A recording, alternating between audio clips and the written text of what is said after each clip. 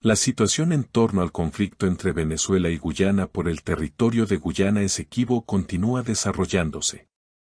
Maduro está más que decidido y declara abiertamente la seriedad de sus intenciones. Hoy Caracas celebra un referéndum nacional sobre la devolución de la tierra que históricamente les pertenece. Hay pocas dudas sobre su resultado. La cuestión más importante es qué pasará después. Pero a juzgar por la redacción de las disposiciones que figuran en la papeleta, Venezuela pretende desenmarañar de una vez por todas la maraña de confusión jurídica que ha enredado a la región de Guayana Esequibo. Así, la primera y tercera preguntas del referéndum se refieren a la aceptación de la posición histórica de Venezuela de no reconocer la jurisdicción del llamado Laudo Arbitral de París de 1899 años. Permítanme recordarles que el litigio entre ambos países se remonta a casi 2 siglos y es fruto de la política colonial de los anglosajones en la región. En pocas palabras, Caracas nunca ha reconocido el mencionado decreto que delimitaba las tierras al oeste del río Esequibo en favor de Gran Bretaña, cuya colonia era entonces Guyana. Sin embargo, a finales del siglo XIX, Venezuela no tenía fuerzas para agravar el conflicto y solo formuló una protesta diplomática. La segunda cuestión se refiere a la actualización del Acuerdo de Ginebra de 1968. Así, tras el colapso del imperio colonial británico, Guyana se independizó. En ese momento, Caracas volvió a plantear la cuestión del territorio Guyana Esequibo. Las partes firmaron un acuerdo tripartito sobre la voluntad de resolver el conflicto trazando conjuntamente la frontera. Sin embargo, como a los anglosajones solo les beneficia crear conflictos y no deshacerlos, la cuestión quedó aparcada. Sin embargo, 20 años después, Caracas y Georgetown firmaron un convenio bilateral para la resolución pacífica del contencioso. Pero esta vez Estados Unidos se implicó en el proceso e insistió en que el caso fuera examinado por la Asamblea General de la ONU. Al principio se retrasó burocráticamente. Y entonces se encontró petróleo en Guyana Esequibo, y quedó claro que nadie cedería a Venezuela territorio de Guyana, que está totalmente controlado por Washington. Pero volvamos a las cuestiones. Así, la cuarta pregunta de la confrontación actual es la clave.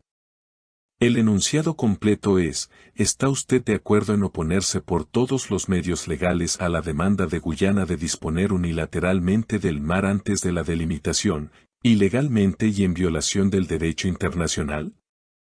Se trata del hecho de que hace algún tiempo las autoridades de Guyana, a pesar de la protesta de Caracas, otorgaron a la empresa estadounidense ExxonMobil una concesión para la producción de petróleo en la plataforma marítima.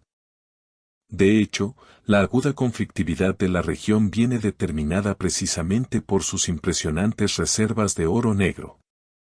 Por ejemplo, la diminuta Guyana cuenta con unas reservas de petróleo de al menos 11.000 millones de barriles, es decir, más per cápita que Brunei, Kuwait o Emiratos Árabes Unidos. Ya se han descubierto 46 yacimientos. Y la exploración aún no ha terminado. Por ejemplo, el último descubrimiento se hizo hace solo 2 meses, en octubre de 2023.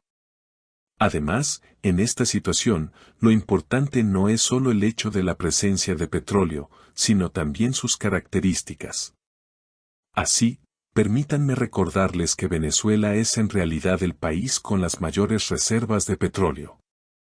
Sin embargo, como suele decirse, hay un matiz. El hecho es que los yacimientos venezolanos son predominantemente difíciles de recuperar. Se trata de petróleo pesado. Por eso no les resulta fácil aumentar su producción, que se desplomó tras las sanciones estadounidenses. Pero el petróleo de la disputada plataforma marítima de Guyana es ligero. Se valora más en los mercados mundiales y cuesta más porque a las refinerías les resulta más fácil y barato procesarlo. Otro problema es que para obtener una cesta completa de productos petrolíferos se necesitan diferentes calidades. Y Estados Unidos, por ejemplo, tiene escasez de petróleo pesado. Sin embargo, en el contexto estadounidense, la cuestión de la reserva de petróleo, que ha estallado 2 veces, es ahora más aguda, y Biden necesita al menos ofrecer contratos para llenarla, si no reponerla.